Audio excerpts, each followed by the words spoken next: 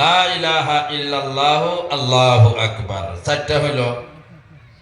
চারটা মিলে আপনি একটা দোয়া বানায় নেন, সুবহানাল্লাহ আলহামদুলিল্লাহ লা ইলাহা ইল্লাল্লাহু আল্লাহু আকবার।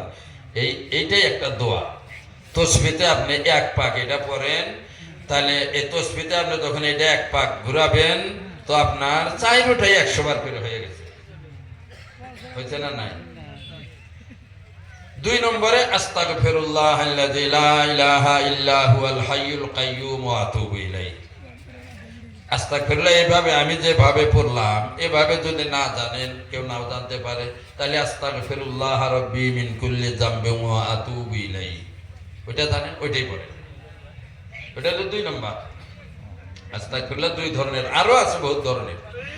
এতটুকু যে না জানে সে খালি আস্তাগফিরুল্লাহ আস্তাগফিরুল্লাহ আস্তাগফিরুল্লাহ পড়েন, তাও হবে। কিন্তু বরাবর পড়তে পারলে, জানা থাকলে বরাবর পড়া বেশি ভালো। তাহলে প্রথম হলো এটা, 2 নম্বরে হলো আস্তাগফিরুল্লাহ। এই 2 তসবিহ হইল আস্তাগফিরুল্লাহ 100 বার, এক পাক দিলেন তসবিতে, তাহলে 2টা আইটেম হইল। 3 নম্বরে দরুদ শরীফ।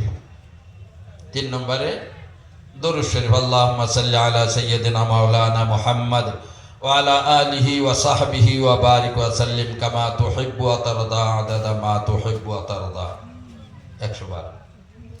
যদি দরুদ শরীফ এটা না জানেন, আপনি যেটা জানেন দরুদ শরীফ ওইটাই পড়েন, তাও হবে। তাহলে 3টা আইটেম হলো। এই 3 আইটেম যদি পড়েন তাহলে তসবিহ 3 পাক হবো, এর নাম হলো 3 তসবিহ।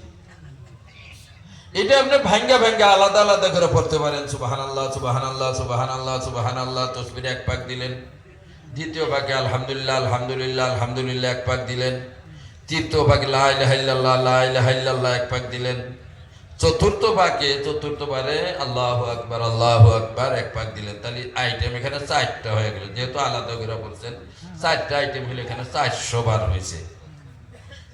আস্তাগফিরুল্লাহ আগে যেরকম বলছি ওইটা দিয়ে 5 নম্বর হইল। দরুদ শরীফ দিয়ে 6টা হইল।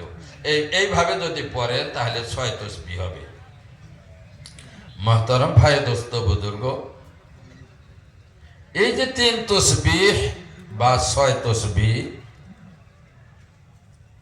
এটা আমরা এত হালকা মনে করছি। আলেম ওলামায়ে কয় প্রত্যেক সিলসিলার পীর সাহেবেরা তার মুরিদানগণকে এই প্রথমে এই 3 তসবিহ বা 6 তসবিহ পড়তে বলে। এটা এমন জিনিস না যে পীর সাহেব খালি মুরিদকে দিছে, তা না। এই 3 তসবিহ বা 6 তসবিহ স্বয়ং আল্লাহ তাআলা নবীজি সাল্লাল্লাহু আলাইহি সাল্লামকে দিয়েছেন। আপনার আমার কি বিশ্বাস গো? আল্লাহ নবীজিকে হুকুম দিয়েছেন, হে নবী এই 3 তসবিহ আদায় করো, আর নবীজি আদায় করেন নাই। এটা হইতে পারে? কোনোদিনও হইতে পারে না। আল্লাহ হুকুম দিয়েছেন, নবীজির জিন্দেগি ভর এই 3 তসবিহ বা 6 তসবিহ আদায় করে গেছেন। এখন বলবেন আল্লাহ কোথায় হুকুম দিয়েছেন?